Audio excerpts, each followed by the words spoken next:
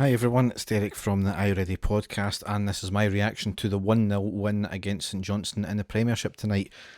We got the 3 points, and that's really all you can really say about the game. It was really a turgid, insipid performance, not helped by the pitch, and certainly not helped by the lack of any changes at all in the team. Really just bizarre tactics from Van Bronckhorst tonight. I really don't understand his team selection, or the fact that he failed to make any subs once again in the game, especially with that pitch. Was just bizarre. But as I said, we got the 3 points. That's all we can be thankful for. There's some very tired legs out there. I hope there's going to be some changes for Saturday, but we need to wait and see.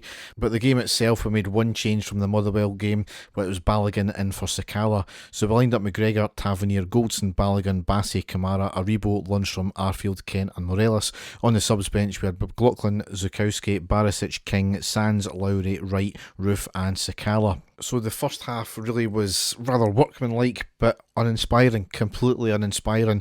We got the goal, and then really we never done a great deal after that. There was no real flow of the game from either team. It was a bit scrappy on occasion. Morelos arguably our best player, and he appeared to have dropped back slightly, and he was being a bit more of a playmaker, and he had some lovely through balls to other players who couldn't finish.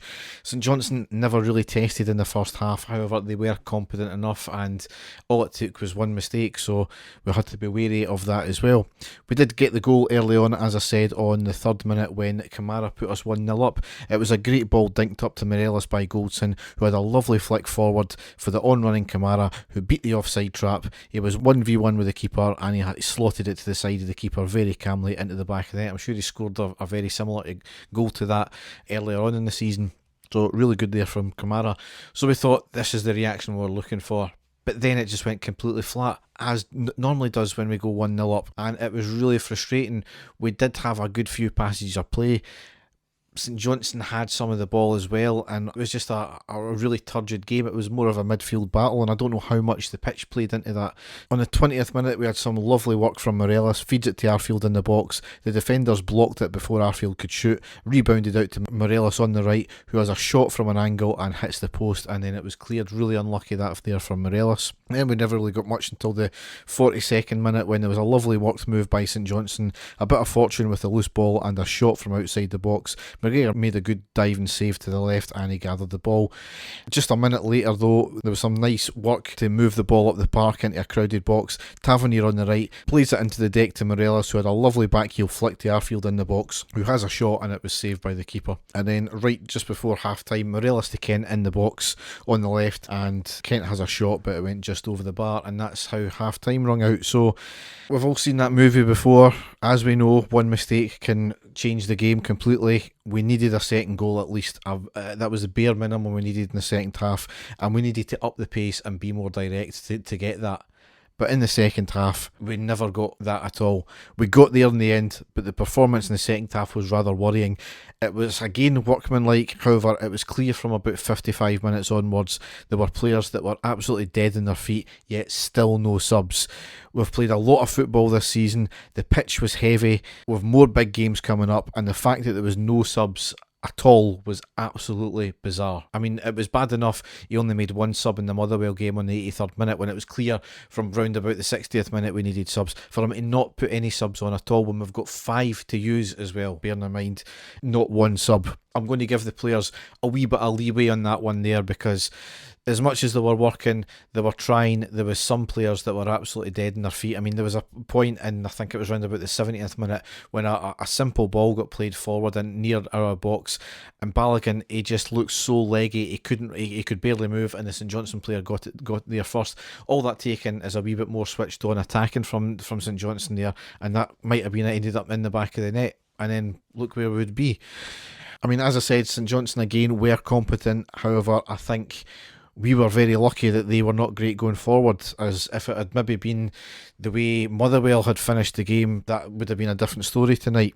We had a few chances early on the 51st minute though, with Kent had a cross into the middle from the left, finds the head of Morelos, but it was right at the keeper, not a lot of pace in it either. 52nd minute was a long ball played from midfield into the box, bounces, and then on the volley Aribo gets an unorthodox shot off right at the keeper though. It was a decent effort though, so I'll give him that there.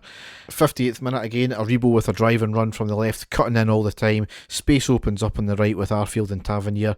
Aribo tries to play a ball to him, but the pitch, it just made the ball bobble.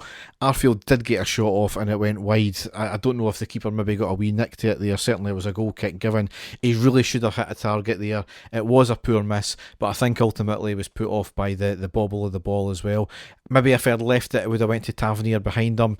But again, that's just another one of these things. He's going to take the chance, isn't he? But when the pitches are like that, you almost wish you had AstroTurf. So we did have the ball in the back of the net, and again, though, it was ruled offside. The 69th minute, Goldson headers the ball into the back of the net from a lovely free kick floated into the box by Tavernier from the left. But there was 3 players offside. They started in an offside position, and they just never got back in line quick enough. So poor decision making from our attack line there, but I suppose well done to the St Johnstone back line. And the last piece of play we really got was in the 72nd minute, where the ball was headed back to McGregor into our box. The St Johnstone player nips in and kicks the ball as McGregor was about to catch it. Certainly high feet. The referee was looking right at it, but nothing was given there. I don't know if he maybe thought, well, the ball wasn't in full control of the keeper there, but you've seen protection given to keepers like that all the time, and, you know, typical not us. But we got away with it tonight.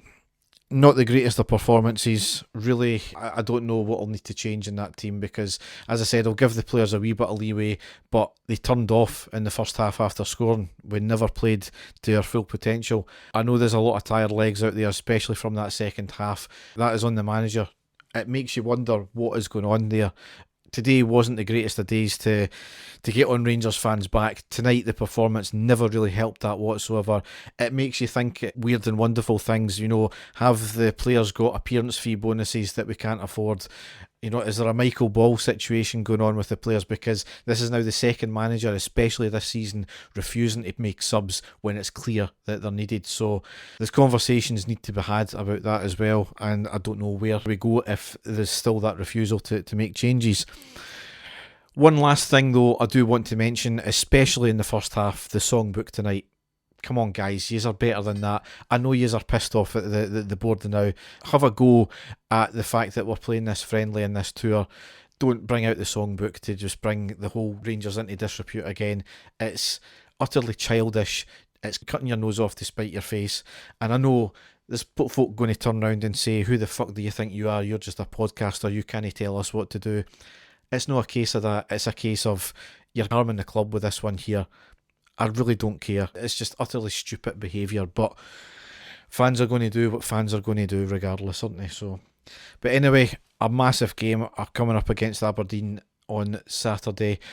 I've got prior commitments, so I'll unfortunately miss the game, so I'll need to watch it back. I'll obviously be checking the phone as well to see, though, you know, what should have been a fairly celebratory game, with it being our 150th anniversary game, is really obviously, after the news today, is going to be more of a protest, and it's going to be a strange atmosphere, and I'm not looking forward to it at all in terms of that, as well as the way we've been playing the last few games in the league as well.